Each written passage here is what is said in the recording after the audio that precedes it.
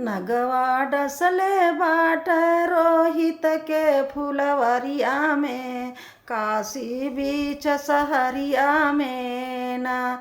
नगवा डसले बाट रोहित के फुलवरिया में, काशी बीच सहरिया में ना। लसिया धुन धुन के रोवे, अपने आंसू से मुख धोवे। लसिया धुन धुन के रोवे, अपने आंसू से मुख धोवे। अपने बाल कुंवर के लेके आ कवरिया में, काशी बीच सहरिया में ना।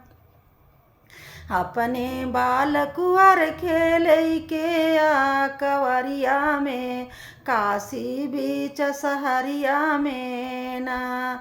नगवा डसले बाट रोहित के फुलवरिया में, काशी बीच सहरिया में ना। लसिया गोदिया में उठवली, लेके असम घाट पर गईली। लसिया गोदिया में उठवली, लेके असम घाट पर गईली। लसिया फेंकन चलली गंगा जी की लहरिया में, काशी बीच सहरिया में ना। लसिया फेंकन चलली गंगा जी के लहरिया में, काशी बीच सहरिया में ना। नगवा डसली हलस रोहित के फुलवरिया में, काशी बीच सहरिया में ना। उहाँ राजा हरिश्चंद्र प्रतापी, करवा दे दातारा रानी। उहाँ राजा हरिश्चंद्र प्रतापी, करवा दे दातारा रानी। अब तयाई गईलू अधर्म के नगरिया में, काशी बीच सहरिया में ना।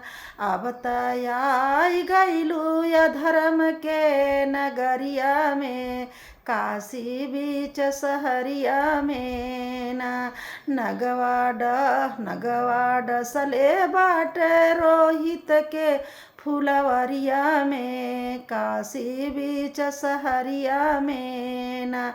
नगवा डसले बाट रोहित के फुलवरिया में, काशी बीच सहरिया में ना। लसिया फेंकी के लौटली, तीनों लोकवा डगमग भइल।